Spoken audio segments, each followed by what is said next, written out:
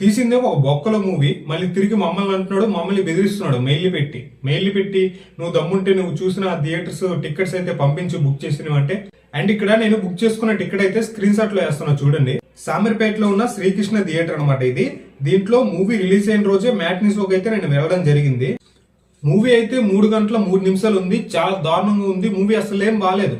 కాకుంటే movie review చెప్పేటప్పుడు ఎందుకు కష్టపడి ఒకరైతే మూవీ తీశారు ఓన్ గా, మనము మరీ అంత నెగిటివ్ గా క్రిటిసైజ్ చేస్తే బాగోదు అనుకుని స్టార్టింగ్ లో ఓకే ఇలాంటి వాళ్ళని మనం సపోర్ట్ చేయాలని, తర్వాత ఓకే మూవీ బాగాలేదు మీరు చూడాలంటే థియేటర్కి వెళ్ళి చూడండి అని చెప్పడం జరిగింది రివ్యూలో.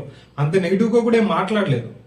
దానికేమో మెయిల్ పెట్టి బెదిరించి ఇలా ఇంటికి వచ్చి కొడతాము, గుద్ద పగల కొడతాము, ఇది నాటే కరెక్ట్. ఇది ఒక హీరోకి ఉండాల్సిన క్వాలిటీసే కాదు.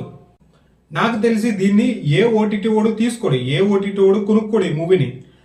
లాస్ట్కి ఏం చేయాల్సి వస్తుంది అంటే ఆయన ఆ శ్రీకాంత్ రెడ్డి అస్సం ఏదైతే ఛానల్ ఉందో ఆ ఛానల్లోనే ప్లే చేయాల్సి వస్తుంది ఈ మూవీని అయితే. స్టార్టింగ్ లో ఏమన్నారంటే ప్రెసెంట్ 95 థియేటర్స్ లో ఈ మూవీ ఆడుతుందంట. మీరు ఒకసారి వెళ్ళి బుక్ మై షోలో చెక్ చేయండి ఈ మూవీ 95 థియేటర్లో ఆడుతుందో లేదో తెలుస్తుంది. నేను చెక్ చేస్తే జస్ట్ 4 థియేటర్లోనే ఆడుతుంది. 4 థియేటర్లు అంతే, 4-5 థియేటర్లు ఆడుతుంది అంతే. మొత్తం తీసి పడేశారు. మూవీ అసలు ఏం బాగాలేదు. రీసెంట్ గా రిలీజ్ అయిన మూవీస్ లో అల్లు శిరీష్ గారి బర్త్డే మూవీ, అలానే రాజ్ తరుణ్ గారి తిరగబడరా స్వామి, 2 మూవీలు అయితే చూసా. 2 మూవీలకి దారుణమైన రివ్యూలు అయితే ఇచ్చా. ఒకసారి మన ఛానల్లో ఉంటుంది, చెక్ చేయండి. అది కూడా 8 నిమిషాలు వేసి రివ్యూ అయితే ఇచ్చా.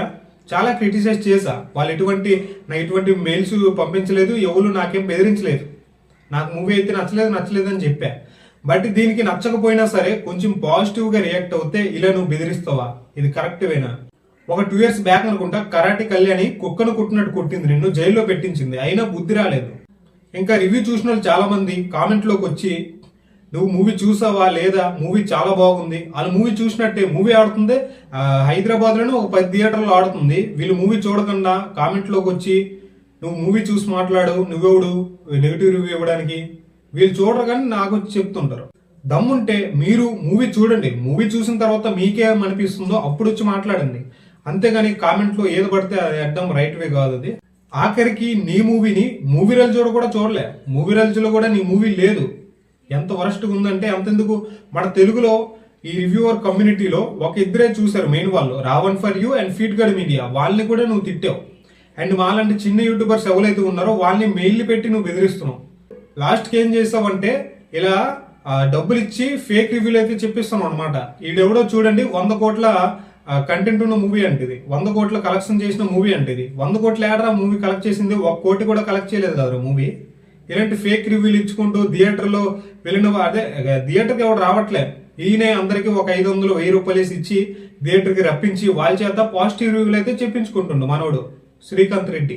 అరే మన తెలుగు ఇండస్ట్రీలో ఒకడు ముందుకొచ్చి మూవీ తీసాడని ఎంత కష్టపడి వెళ్ళి సామీర్పేట వెళ్ళి మూవీ చూసిన తర్వాత డబ్బులు పెట్టి ఎనర్జీ పెట్టి మా టైం బొక్క అన్ని బొక్క అయినా మూవీ చూసి రివ్యూ చెప్పిన తర్వాత తిరిగి మమ్మల్ని బెదిరిస్తున్నాడు.